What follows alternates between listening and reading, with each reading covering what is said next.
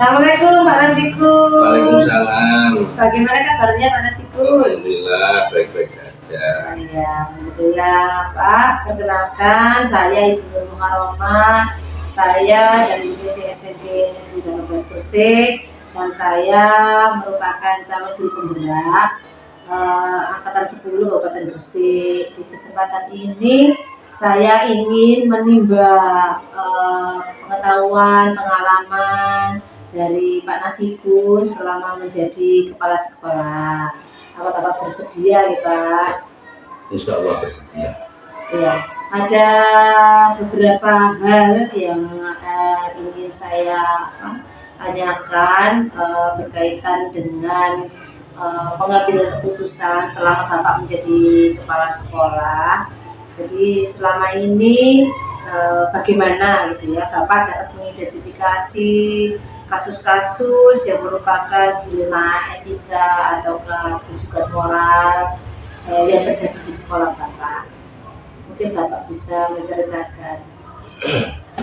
Ya, yang pertama untuk mengidentifikasi masalah-masalah kasus-kasus keputusan yang tentang dilema etika, tentunya saya akan mencari suatu keputusan yang terbaik di antara yang baik.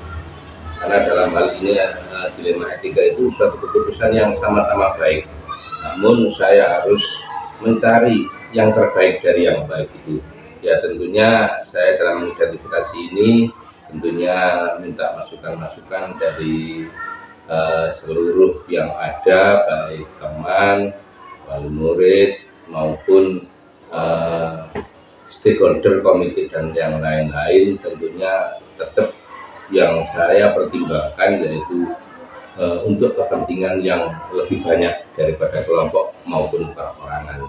Dan tentunya kepentingan yang banyak itu yaitu sentralnya adalah untuk kepentingan siswa. Karena semua yang dilakukan di sekolah ini tentunya bertujuan untuk agar siswa itu mendapatkan keuntungan, mendapatkan pelayanan yang terbaik.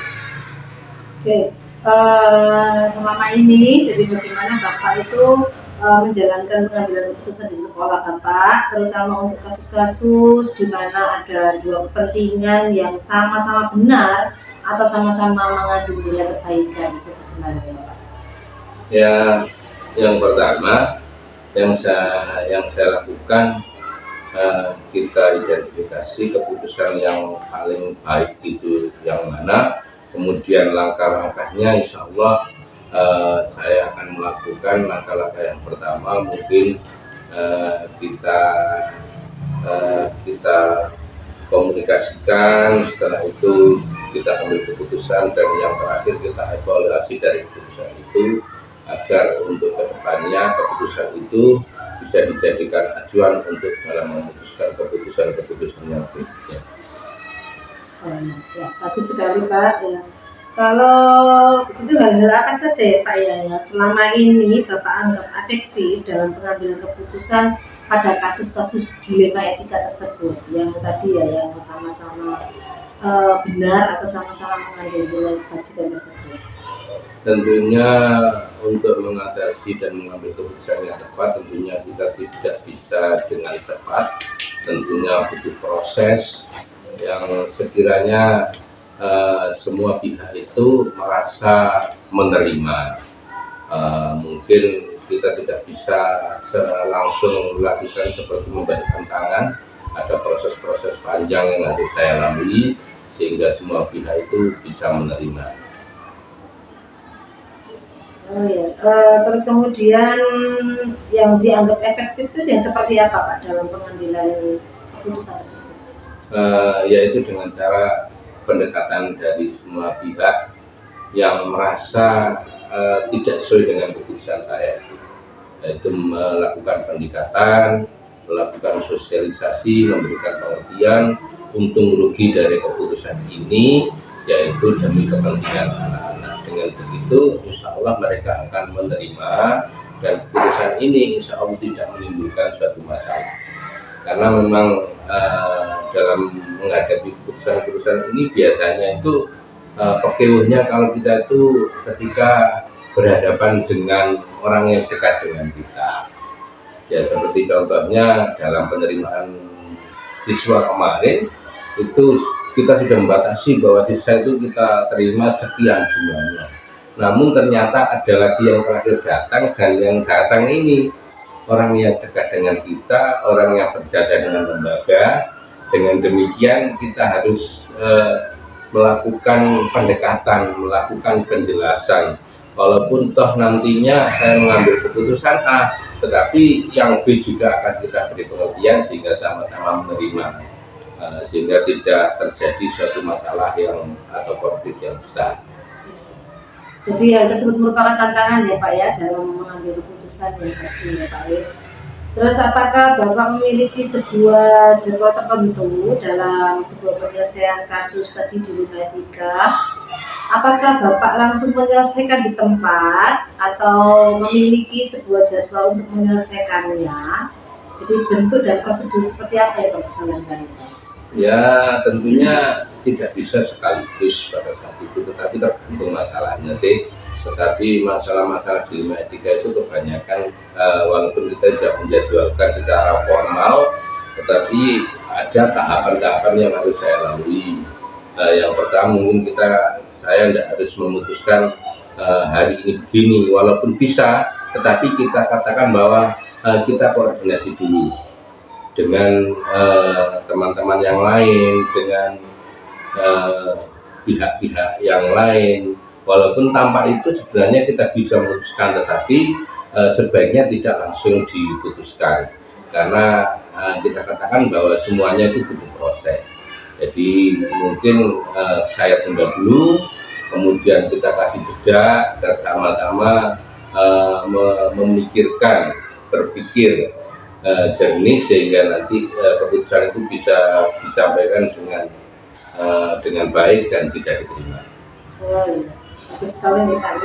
Adakah seseorang ya atau faktor-faktor yang selama ini mempermudah atau membantu Bapak dalam pengambilan keputusan dalam kasus-kasus di lima etika tadi Pak? Ya tentunya pasti ada, karena sebagai pemimpin lembaga itu tidak mungkin tidak membutuhkan bantuan dari orang lain. Faktor-faktor yang sangat membantu kalau saya tentunya teman-teman yang biasa bekerja sama dengan kita, utamanya teman-teman guru, teman-teman komite, dan juga termasuk wali murid. Tetapi dari sekian ini yang sering membantu kita itu ya tentunya teman-teman guru, karena memang kan selalu kerjasama, yang selalu dekat dengan kita. Karena seperti komite dan wali murid itu kan ya sangat-sangat tertentu ketika ketemu, tetapi dalam saya belum bekerja yang selalu menemani, yang selalu bekerjasama dengan guru. Tentunya guru-guru itulah yang paling membantu saya dalam keputusan itu. Bagaimana dengan ini pengawas atau atasan Bapak dari kepala bin, apakah berperan juga dalam pengambilan keputusan itu? Ya tentu saja berperan, karena sewaktu kita mengalami kesulitan tentunya kita meminta masukan dari atasan kita. Walaupun atasan itu kan rata-rata memberikan masukan secara umum, tetapi lain tempat kan lain masalah, sehingga walaupun seperti itu tetap saya itu sering meminta masukan. Ya seperti contoh seperti yang saya alami yang nyata ini di lima etika, ketika siswa-siswi yang berminat di SD ini, yaitu saya kan menginginkan MI tetap imbang dengan MI atau lebih banyak, tetapi kenyataannya yang berminat begitu saya datang ke sini lebih banyak. Sehingga saya juga berkoordinasi sharing dengan pengawas, dan salah pengawas saya harus membatasi penerimaannya, walaupun toh nanti kenyataannya tidak bisa dibatasi itu. Tentunya pengawas juga sangat berperan karena memberikan masukan-masukan. Dari semua hal yang telah disampaikan, pembelajaran apa yang dapat Bapak petik dari pengalaman Bapak mengambil keputusan di lima etika? Pengalaman yang saya petik itu memang keputusan itu di lima etika itu adalah hal yang memang sulit, karena kadang-kadang kita itu dihadapkan dengan suatu masalah yang memang kita itu tidak tidak berdaya ataupun karena jauh pakai. Jadi dalam menghadapi hal seperti ini tentunya kita tidak bisa langsung sekaligus, walaupun itu keputusannya bisa diambil tentunya.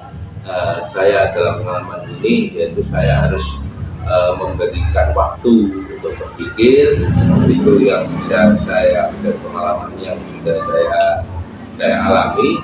Jadi masalah itu bisa lebih tepat dalam mengambil keputusannya, yaitu dengan cara memberikan waktu, kemudian berkomunikasi yang baik dengan pihak yang terkait.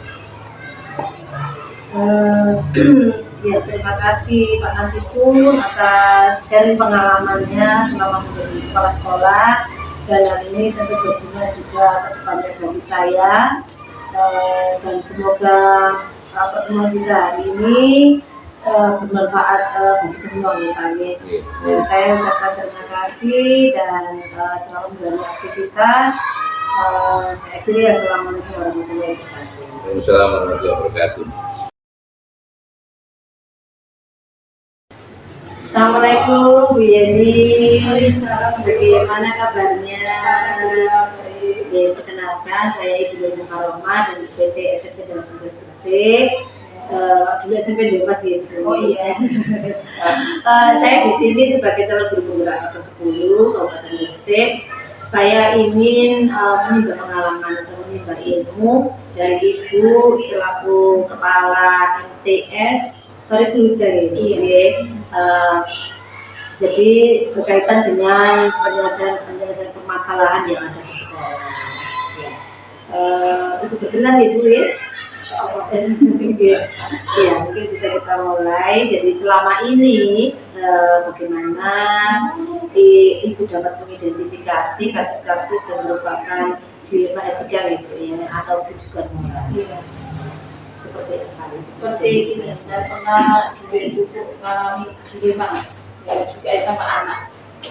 Yang pertama itu anaknya itu dulu itu awal-awalnya rajin sekali sekolah, nanti naik ke kelas 2 dia itu sudah masuk enggak. Akhirnya saya teliti dulu kenapa sih anak ini kok masuk enggak. Ternyata di situ ada problem hubungan.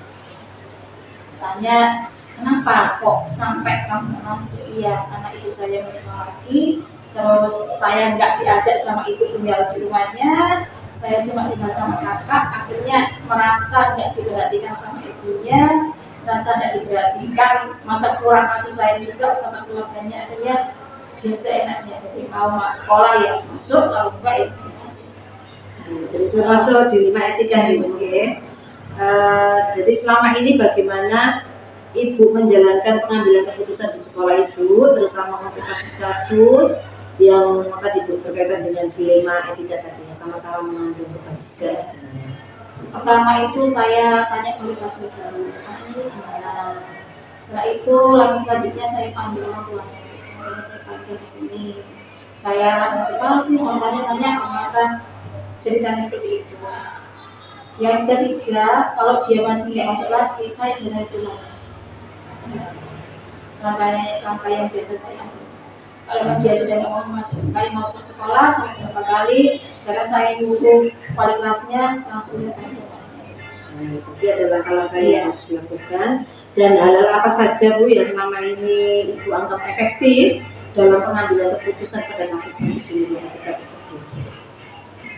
Saya menggunakan itu pendekatan pada anaknya, sama pendekatan pada orang tuanya, selaku keluarga yang diidentifikasi. Saya melakukan pendekatan supaya anak ini gimana caranya bisa masuk sekolah lagi, biar saya nggak punya beban moral gitu. Anak itu kasihan ya, harus masih kecil nggak mau sekolah itu kenapa? Apakah karena dari sumber biayanya atau dari yang lain? Jadi mengumpulkan data-data. Iya, mengumpulkan data-data dulu. Setelah mengumpulkan data, setelah itu saya saya menyimpulkan kenapa akhirnya nanti ketemu titik temunya di situ. Sekali Bu. Kemudian hal apa saja yang selama ini merupakan tantangan ya Bu ya dalam pengambilan keputusan pada kasus-kasus dilema etika tersebut? ya sangat bertentangan terkadang itu ya. Tadi itu kan dia kan nggak mau masuk sekolah, ada beberapa pelajaran dimana sudah nggak ngikutin lagi. Terus kan bagi anaknya mungkin ya, tapi gurunya kan punya tanggung jawab juga. Ini kok nggak masuk kenapa? Dan kenapa? Bagi saya juga seperti itu. Kenapa kok anak ini nggak masuk? Akhirnya apa? Akhirnya saya mau nggak mau ya harusnya keputusan kan gitu ya Bu ya. Kalau keputusan wes nggak apa-apa anak ini tuh masuk dengan cara ayo kita dibina. Jadi setiap dia kali itu nggak masuk kita kontak ke kantor, kita bina, kita nasihatin dengan cara yang baik-baik biar anak itu bisa berubah. Apakah orang tuanya juga merupakan tantangan Bu? Ya jelas betul. Orang tuanya juga tantangan sekali bagi saya kan. Karena kan orang tuanya juga jauh dari anaknya kan, dia tinggal sama saudaranya. Ini saya ngobrol saudaranya, saya ngobrol apa namanya orang tuanya tadi supaya bisa memberi motivasi pada anaknya itu supaya mau masuk sekolah. Apakah Ibu memiliki sebuah jadwal tertentu dalam sebuah kasus dilema etika? Ada jadwalnya Bu. Kalau misalnya biasanya satu jam sekali.